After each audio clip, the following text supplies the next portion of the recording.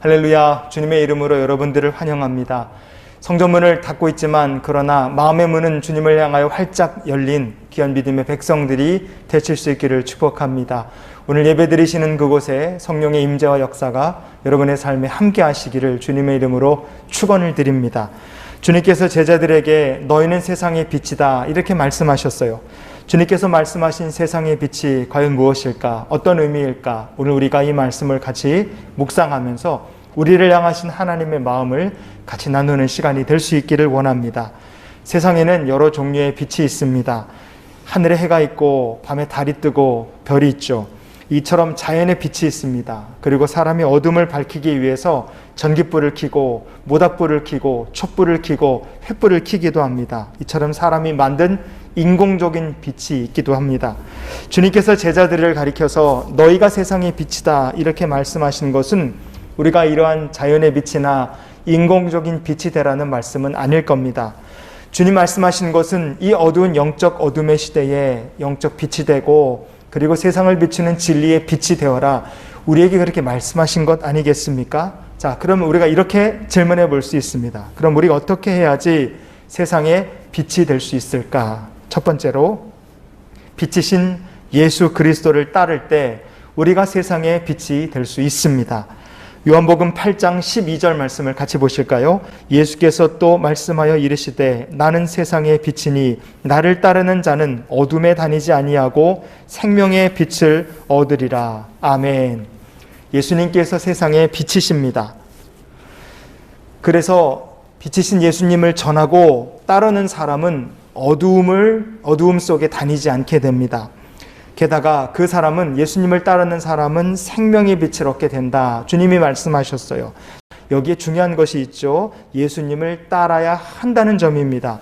성공을 따르거나 권력을 따르거나 돈을 따르는 사람, 이런 사람들은 세상에 빛이 될 수 없습니다. 오직 예수 그리스도를 따르는 사람만이 세상에 빛이 될 수 있습니다.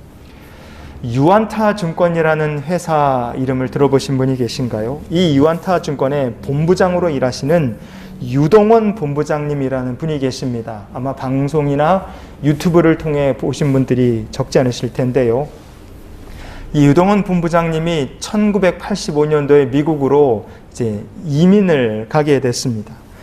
이민을 갔는데 가진 것 없이 이민을 갔기 때문에 그는 어린 시절 공부를 하면서 틈틈이 마트나 극장 가서 일도 하고 때로는 막노동까지 하면서 생활비와 학비를 같이 자기 손으로 벌어서 이제 벌충을 해야 됐다고 합니다.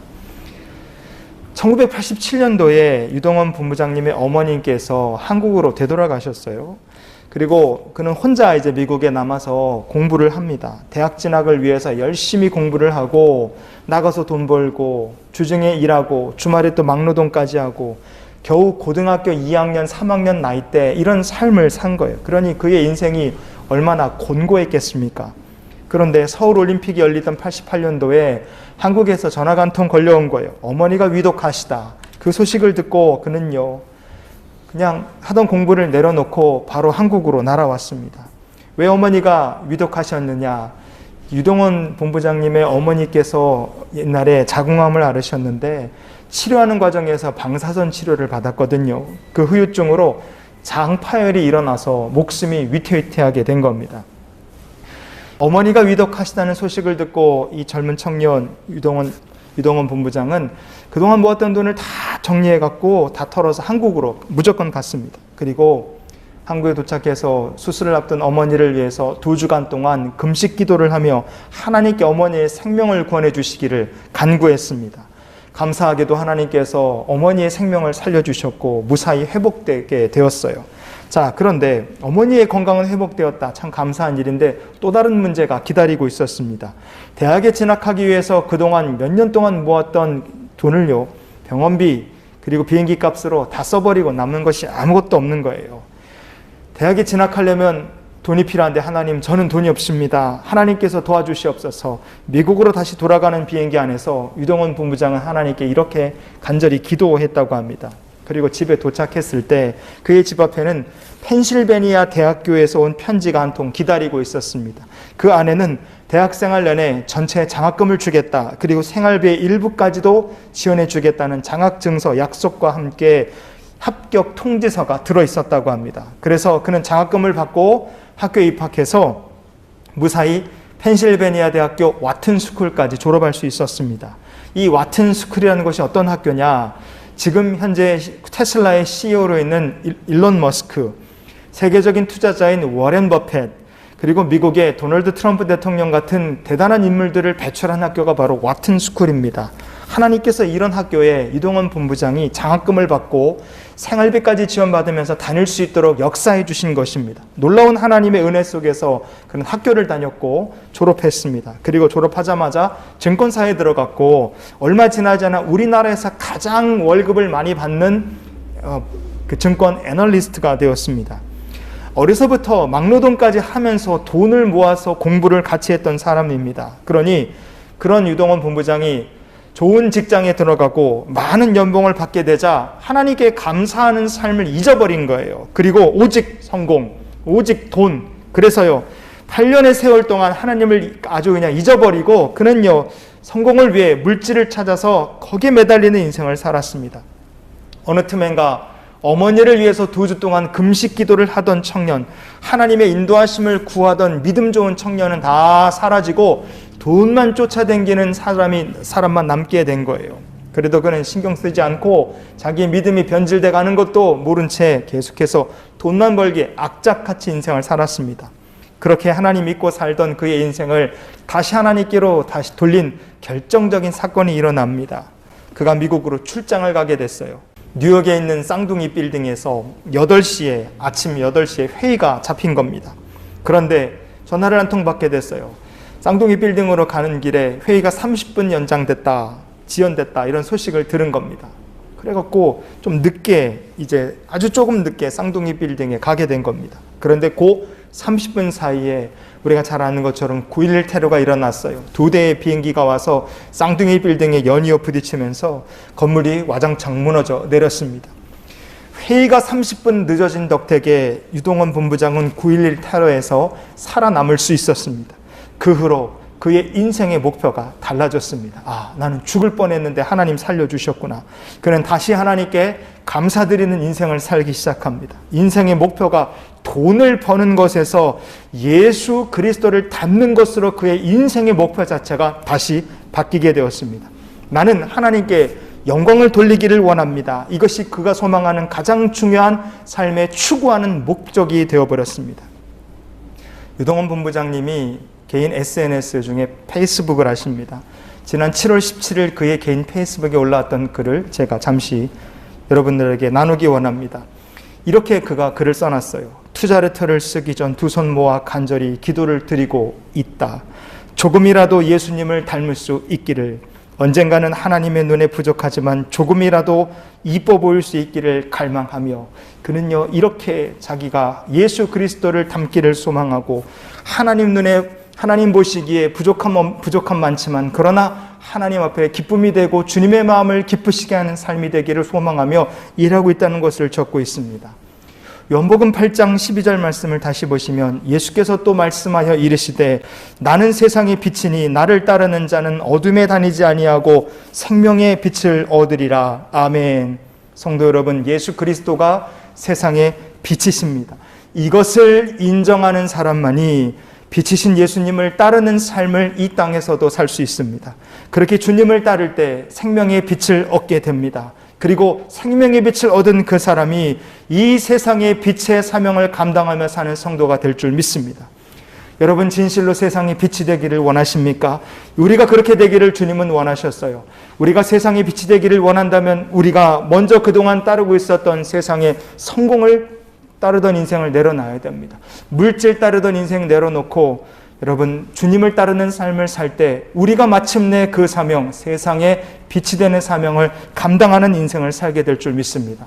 바라기는 어떤 환경과 상황 속에서도 세상에 빛이신 예수 그리스도를 따르는 저와 여러분의 삶이 될 수 있기를 주님의 이름으로 축원을 드립니다. 두 번째로, 우리가 어떻게 해야 세상에 빛이 될 수 있겠습니까? 하나님 나라의 법과 질서를 따라서 살 때 우리가 세상에 빛이 될 수 있습니다. 마태복음 5장 14절 말씀해 보시면 너희는 세상의 빛이라 그랬습니다. 자, 여기서 우리가 주목해 볼 것이 세상이라는 말씀입니다. 세상이다, 우리말 성경 이렇게 번역되어 있는데 헬라어 본문을 보면 그 헬라어가 코스무 이렇게 되어 있습니다. 코스모스, 우주라는 뜻도 있고요. 이 코스무라는 말은요, 또 하나 중요한 의미가 있는데 바로 질서라는 뜻을 또한 가지고 있습니다. 자, 그래서 이 본문을 우리가 이렇게도 바꿔서 읽어볼 수 있습니다. 너희는 질서의 빛이다. 너희는 세상의 빛이다. 이렇게 읽을 수도 있고, 너희는 질서의 빛이다. 이렇게 우리가 이 본문을 읽어볼 수도 있습니다. 자, 이것이 무슨 의미를 갖겠습니까? 누가 세상의 빛이 되고 누가 질서의 빛이 될 수 있겠습니까? 자기 인생을 하나님의 창조의 질서대로 사는 사람입니다. 하나님의 나라, 자기 인생을 빛 대신 하나님의 진리를 따라서 인생을 사는 그 사람들이 바로 세상의 빛이 될 수 있다는 뜻입니다. 히브리서 6장 4절부터 6절까지 말씀을 같이 보시겠습니다. 한번 빛을 받고 하늘의 은사를 맛보고 성령에 참여한 바 되고 하나님의 선한 말씀과 내세의 능력을 맛보고도 타락한 자들은 다시 새롭게 하여 회개하게 할 수 없나니 이는 그들이 하나님의 아들을 다시 십자가에 못 박아 드러내놓고 욕되게 함이라. 아멘. 이 히브리서 말씀에 보면 한번 빛을 받고 그랬어요. 우리가 세상에 빛이신 예수 그리스도를 구주로 영접함으로 구원을 얻습니다. 이것이 한번 빛을 받는다는 의미입니다. 누구든지 이 땅에서 크리스찬이 되는 것은 순식간의 일입니다. 빛이 순식간에 비추는 것처럼 예수 그리스도를 구주로 영접할 때 빛 대신 주님을 영접함으로 순식간에 크리스찬이 되는 거예요. 하지만 이 땅에서 크리스천으로 사는다는 것은요, 길고 긴 믿음의 경주를 달리는 것과 같습니다. 자, 이 믿음의 경주를 잘 감당하라고 하나님께서 때로는 우리들에게 은사를 맛보게도 해주십니다. 성령에 참여하는 자가 되게도 하십니다. 그러나 하나님의 말씀을 맛봤어요. 은사를 맛봤습니다. 성령의 역사가 나타나는 자리에 참여하기도 했습니다. 영원한 나라가 있음을 깨달아 알게도 됐어요. 그런데 그렇게 하나님의 말씀을 맛보고 영원한 나라가 있다는 것도 알면서도 타락을 하면 어떻게 됩니까? 다시 타락을 한다. 그런 사람은 다시 새롭게 하여 회개할 수 없다고 히브리서는 말씀합니다. 그렇게 하는 것이 예수님을 또다시 십자가의 못을 받고 욕되게 하는 것이기 때문이다. 말씀의 이야기예요. 여러분, 이게 무슨 얘기겠습니까? 우리가 하나님 나라의 법을 따라 사는 사람이 되는 거예요. 예수 그리스도를 영접함으로 하나님 나라의 법, 새로운 질서를 가지고 사는, 세상을 사는 인생이 되는 겁니다. 그런데 하나님 나라의 법, 십자가의 법, 말씀의 법, 창조의 질서를 따라 살아야 될 사람이 세상의 법, 세상의 질서를 따라 다시 살게 되면 그 사람이 바로 어떤 사람이겠습니까? 타락한 자들이 되는 겁니다. 그렇게 타락한 자들, 새롭게 회개할 수 없다고 말씀하신 그 타락한 자들이 되는 거예요. 여러분, 예수님을 구주로 영접했다면 세상의 법이나 질서가 아니라 하나님의 나라와 법과 질서를 따라서 사는 믿음의 백성들로 확실하게 여러분의 믿음을 굳히실 수 있기를 바랍니다. 세상의 법과 질서, 하나님의 나라의 법과 질서, 이 사이에서 왔다 갔다 갈팡질팡하는 사람은 결국 그 인생이 타락하고 다시는 회개하고는 얻지 못할 지옥에 떨어질 영혼이 될 수밖에 없는 것입니다. 우리가 결단을 해야 되는 거예요. 결단하지 못하면 그 사람은 세상의 빛으로 사명을 감당하며 살 수 없습니다. 작년에 반도체를 만드는 어떤 회사에 근무하시는 분이 이런 글을 하나 올린 것이 있어요. 인터넷에 올라온 글인데 제목이 이렇습니다. 우리 회사 어처구니 없는 일화 하나. 내용이 뭘까 봤더니 아주 짧습니다. 반도체 만드는데 양자역학도 응용하는 회사가 신공장 부지를 선정하는데 무당을 불러옴. 이렇게 써놨어요. 아니, 우리나라를 대표하는 세계적인 기업입니다. S 무슨 기업인데 공장 부지를 선정하는데 무당을 불러다가 땅을 받다. 이게 자체가 믿기지를 않아요. 그런데 인터넷에 찾아보니까 그 회사가 2014년도에 또 2015년도에 저 경기도 어디에 새로 만든 공장을 완공한 다음에 건물 공장 설비들을 완공한 다음에 돼지머리를 이렇게 딱 놓고 고사를 지낸 사진들이 버젓이 인터넷에 올라와 있었습니다. 이 사람의 말이 진짜였던 거예요. 성도 여러분, 이 세상은 하나님의 창조의 질서, 말씀의 질서를 버렸습니다. 이 세상은 하나님 나라의 질서, 법을 가지고 사는 세상이 아닙니다. 이걸 버리고 결국 세상이 뭘 붙잡고 있습니까? 우상을 아직도 붙잡고 있습니다. 미신 경제학이라는 말을 여러분 들어보셨습니까? 그런 말이 나올 정도로 우리나라에는 아직도 점집을 찾는 사람들이 수없이 많습니다.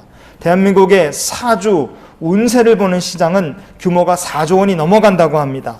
기독교인 중에서도 손 없는 날을 골라서 이사하시는 분들이 종종 있습니다. 손 없는 날, 귀신이 따라 움직이지 않는 날이다, 이렇게 세상 사람들이 생각하는 날이죠. 여러분, 예수 믿는 사람이라면 그런 거 신경 쓸 필요가 없습니다. 예수님이 가시는 곳마다 어디든지 귀신들이 벌벌벌 떨었어요. 더럽고 악한 귀신들이 예수님 앞에 다 무릎 꿇고 주님의 말씀 앞에 다 쫓겨나갔습니다. 그런데 예수님을 믿는 사람들이 손 없는 날이나 찾아다닌다면 그것만큼 한심한 사람이 어디 있겠습니까? 그 사람처럼 타락한 영혼이 어디 있겠어요? 한국 사람 중에는 빨간색으로 사람 이름 안 쓰는 사람들이 많습니다. 왜? 부정탄다, 죽은 사람이다, 재수없다, 그렇게 생각하죠. 13일에 금요일 불길하다, 그렇게 생각하는 사람 무지하게 많습니다. 말띠 여자는 팔자가 사납다, 이런 거 믿는 사람도 있고, 미역국 먹으면 시험에 떨어진다, 윤달의 수일을 만들어 놓으면 부모님이 장수하신다, 이런 거 믿는 사람도 많습니다. 숫자 4, 1, 2, 3, 4, 이거 불길하다. 그래서요, 이 사람 죽는 거, 죽을 사자 연관돼서 엘리베이터에다가 4층, 이 숫자 4 아니라 F를 써는 집도 있고요, 아파트나 이런 건물들에 보면 1, 2, 3, 5층 이렇게 건너뛰는 데도 있습니다. 저희 교회 필리핀 성도들이 많이 있습니다. 이분들 외국에서 오신 분들인데, 이분들 중에는요, 밤에 손톱 안 깎는 분들이 있습니다. 왜 손톱을 안 깎느냐? 필리핀에서 손톱을 밤에 깎으면 저주받는다, 복이 나간다, 영혼을 마귀에게 빼앗긴다, 이렇게 믿는 사람들이 많습니다. 어려서부터 이렇게 교육받았기 때문에 한국에 와서 예수님을 영접하고 기독교인이 되었지만 그럼에도 불구하고 아직도 밤에 손톱 깎는 것을 주저주저하는 사람들이 있습니다. 우리 인간의 삶을 보면 참 웃깁니다. 한 손에는 최첨단 과학기술이 집적되어 있는 전화기를 들고 있습니다. 그런데 그 안에 들어있는 이 반도체 칩은 무당 불러다가 돼지머리 넣고 고사 지내고 만든 공장에서 제작한 반도체 칩이 그 최첨단 전화기 안에 또 들어와 있는 거예요. 우리는 최첨단 과학이 들어간 문명을 한 손에 움켜쥐고 살고 있어요. 그리고 다른 한편에는요, 보이지 않지만 그러나 우상과 저주와 두려움, 염려들을 이렇게 또 붙들고 또 살고 있습니다.